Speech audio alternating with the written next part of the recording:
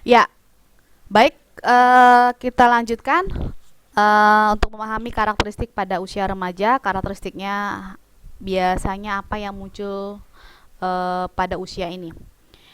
Nah, pada usia remaja ini karakteristik yang muncul pada aspek intelektual, mereka sudah mampu berpikir secara nalar dan secara ilmiah dan kemudian melakukan pengujian secara hipotesis, sudah melakukan sebuah asumsi dan bisa memikirkan tentang masa depan, membuat sebuah perencanaan dan mengeksplorasi bagaimana cara mereka mencapai perencanaan dan masa depan yang sudah mereka rencanakan. Jadi kemampuan daya berpikir mereka sudah semakin baik, sudah semakin mampu dilakukan diskusi dan juga melakukan sebuah planning-planning untuk 5 tahun, 10 tahun yang akan datang, apa yang harus mereka lakukan dan membantu mereka mengeksplorasi potensi yang mereka miliki sehingga mereka dapat dengan mudah mencapai apa yang mereka inginkan.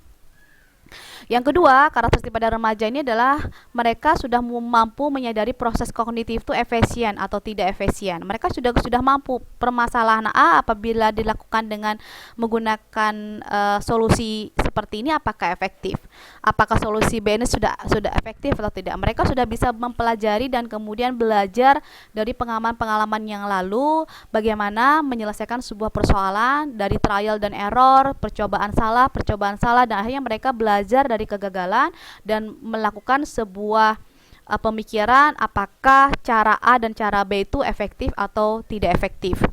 Kemudian yang ketiga, remaja juga sudah mampu berpikir secara luas, bisa meliputi aspek agama, keadilan, moralitas, dan identitas. Artinya remaja sudah mampu berpikir dan memiliki wawasan yang tidak hanya pada satu sudut pandang saja, tapi mereka juga sudah bisa memahami dari sudut pandang agama, dari sudut hukum, dari sudut pandang nilai-nilai moral, dan juga identitas yang mereka miliki. Nah, itu juga sudah semakin luas sehingga remaja pada dasarnya kemampuan intelektual, kemampuan mereka, daya berpikir mereka sudah mengalami perubahan yang cukup signifikan dari masa kanak-kanak akhir karena adanya pengalaman-pengalaman dan juga informasi pendidikan dan juga pola asuh dan lingkungan keluarga yang membentuk remaja sehingga bisa punya pandangan-pandangan yang cukup membantu mereka berpikir dan melakukan sebuah pemecahan masalah.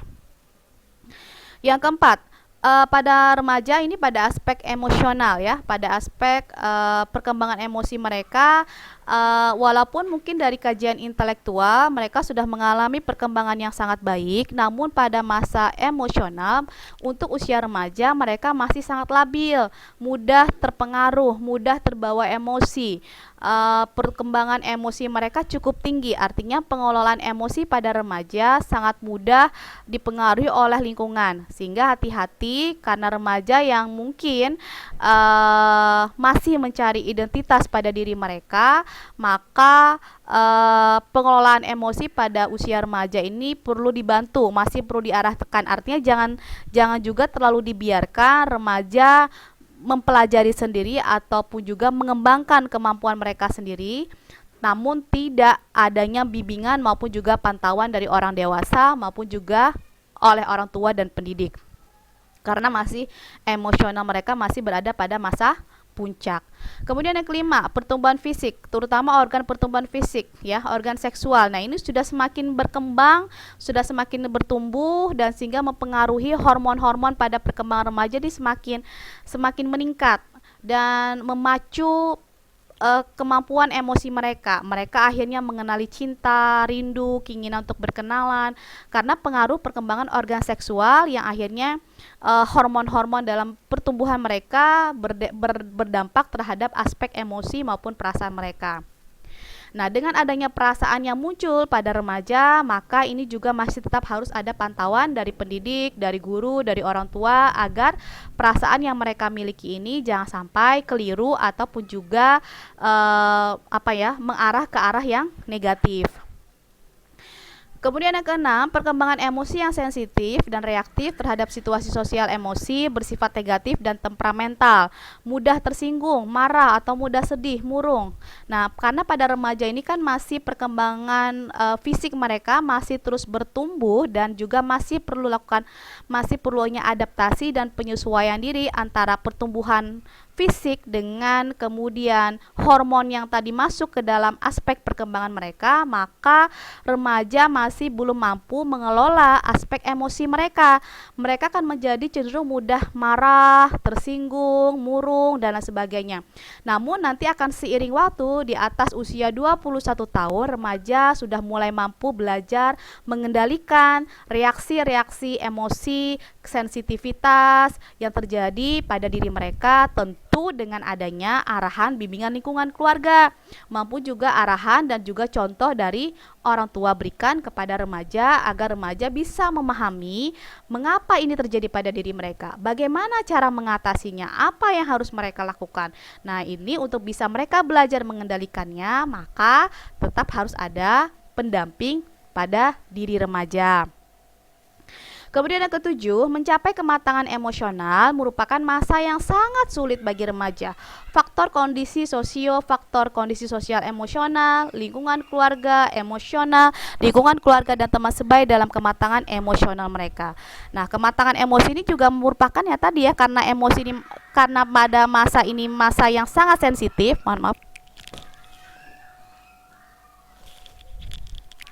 karena pada masa ini adalah masa yang sangat sensitif, maka masa yang sangat sulit bagi remaja untuk bisa melakukan adaptasi dengan faktor sosial emosi yang terjadi pada mereka, sehingga mereka cenderung, para remaja akan lebih senang bercerita ataupun juga berhubungan dengan teman sebaya mereka yang mereka anggap paham dengan keadaan emosi yang terjadi pada diri mereka.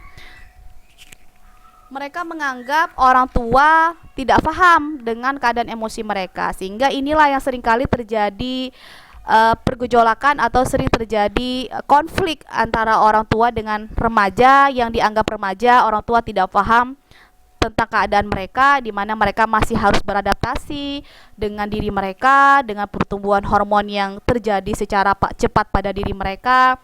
Kemudian mereka harus mengelola emosi dengan cepat juga. Nah, sehingga bagaimana keluarga, bagaimana peran orang tua juga bisa mencoba memasuki dengan pelan-pelan, dengan kemudian memberikan panduan kepada remaja, sehingga remaja pun juga mendapatkan dukungan, dorongan, bukan menghakimi mereka, bukan kemudian menjustifikasi mereka, tapi mencoba membantu mereka mengenali dan juga melakukan keputusan-keputusan yang tepat untuk mengelola situasi yang sulit bagi remaja pada usia seperti ini. Kemudian juga pada usia ini berkembang social cognition, kemampuan memahami orang lain. Mereka sudah mampu sebenarnya ya untuk akrab, bersahabat, melakukan hubungan pacaran gitu, karena memang terjadi hubungannya tadi ya, mereka akan melakukan hubungan persahabatan dan juga mampu melakukan sebuah kognisi sosial, mampu melakukan sebuah saling menghargai, dan mereka lebih akan mudah akrab dengan teman sebayanya yang mereka anggap punya kesamaan, punya daya pikir, dan punya perasaan yang mereka anggap merasakan apa yang mereka rasakan. Kemudian kesembilan, memiliki persahabatan dengan kualitas psikologi yang relatif sama dengan dirinya. Interest, sikap, nilai kepribadian yang tadi Ibu sampaikan, bahwa mereka akan senang pada remaja, mereka kan punya sahabat, punya teman akrab. Ya, mereka cenderung akan memilih salah satu yang mana yang cocok untuk mereka, yang interest, yang cocok dengan kepribadian mereka. Kemudian yang ke-10, berkembang sikap conformity, kecenderungan untuk menyerah atau mengikuti opini, pendapat, nilai, kebiasaan, gemar atau keinginan teman sebaya. Mereka juga kecenderungan untuk conform, untuk bisa beradaptasi agar mereka bisa masuk ke dalam sebuah kelompok, dalam sebuah situasi, sehingga bisa mereka akan mencoba menyerah atau mengikuti pendapat, nilai, kebiasaan yang terjadi dalam pergaulan teman sebaya mereka. Hal ini bisa berdampak negatif, bisa berdampak positif. Kalau misalnya lingkungan teman sebaya mereka punya pendapat, punya kebiasaan, punya kegemaran yang negatif, maka akan mau tidak mau harus mengajak temannya tersebut sesuai dengan kelompok tersebut. Misalnya sebuah kelompok tersebut punya kebiasaan geng motor, minum-minuman alkohol, walaupun mungkin dia merasa itu nggak cocok, tapi dia mau tidak mau harus mengikuti gaya tersebut Itu kalau negatif. Tapi kalau positif, misalnya ada sebuah kelompok sosial di mana teman-temannya punya kebiasaan yang baik, maka dia akan mengikuti gaya. Jadi hati-hati dalam memilih pergaulan pada usia remaja ini. Kemudian 11 harus memiliki social adjustment, yaitu tepat mampu bereaksi terhadap realitas sosial, situasi dan relasi. Mereka juga harus memiliki kemampuan mampu mereaksi secara tepat realitas sosial, kemudian melakukan hubungan sosial, situasi yang tepat. Karena kalau tidak tepat, maka akan membentuk remaja tersebut memiliki kepribadian yang adaptif gitu, yang tidak bisa menyesuaikan diri dengan lingkungannya gitu loh. Artinya remaja tetap harus dikontrol, walaupun kontrolnya jangan sampai membuat mereka merasa diatur, dikekang dan lain sebagainya. Artinya kita harus tarik ulur nih dengan remaja, kapan bisa menarik mereka, bahkan kapan bisa mengulurnya. Artinya orang tua pun juga harus menjadi teman bagi mereka, sehingga mereka akan terbuka kepada orang tua. Oke, kita akan masuk karakteristik pertumbuhan dan perkembangan remaja.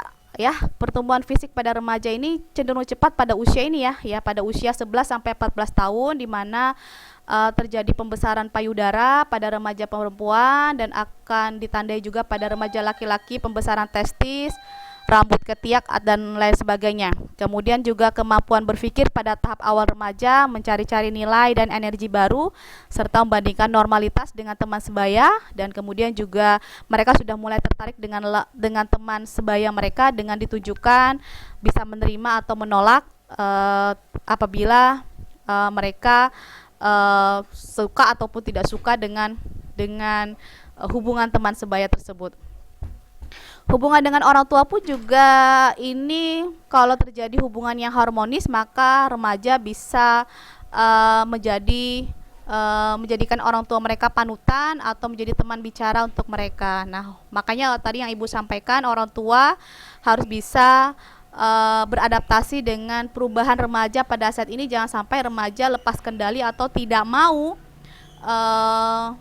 terbuka dan kemudian lari dari keluarga maupun orang tuanya dan mencari tempat yang lain untuk mereka berlindung, ataupun juga untuk mereka mencari zona yang nyaman untuk mereka. Buatlah keluarga itu menjadi zona yang nyaman, buatlah orang tua menjadi sahabat untuk mereka, sehingga mereka bisa menjadi terbuka dan bisa bercerita apa yang terjadi pada kehidupan mereka. Dan yang terakhir, hubungan dengan teman sebaya. Makanya di sekolah itu juga perlu adanya perlu adanya pandangan ataupun juga diarahkan oleh guru di sekolah agar jangan sampai lingkungan sosial di sekolah tersebut menjadi negatif atau dibiarkan anak-anak remaja ikut tawuran, narkoba, minum-minuman keras, ataupun juga hubungan-hubungan yang terlarang dan lain sebagainya. Itu juga merupakan harus segera awas nih di sekolah, baik itu guru kelasnya ataupun juga guru wali kelas, setiap saat memantau, dan juga guru tidak hanya mentransfer ilmu, tapi juga guru juga harus melihat tumbuh dan berkembangnya anak-anak didik mereka. Bagaimana anak didik mereka dalam hubungan sosialnya, bagaimana anak-anak didik mereka dalam perkembangan karakteristik mereka, apakah berkembang dengan baik. Kalaupun ada, ternyata makanya kan guru itu adalah orang tua kedua bagi anak-anak, dan guru dengan orang tua juga harus saling berkoordinasi agar tumbuh dan kembang anak-anak bisa berkembang secara baik dan optimal. Ya, itu yang mungkin bisa Ibu sampaikan materi pada materi 2 dengan part 2 ini. Terima kasih banyak atas perhatiannya, dan mudah-mudahan bisa menambah pengetahuan tentang karakteristik pada remaja dan juga bagaimana hukum perkembangan yang terjadi pada usia remaja maupun juga usia pada individu. Kalau ada pertanyaan, silahkan dituliskan di kolom komentar pada link YouTube ini. Nanti akan Ibu bahas pada saat pertemuan berikutnya. Dan juga jangan lupa untuk tugas pada materi 2 ini untuk kalian bisa buat dan dikumpulkan sesuai dengan deadline waktunya. Terima kasih. Assalamualaikum warahmatullahi wabarakatuh. Dadah. Sampai jumpa.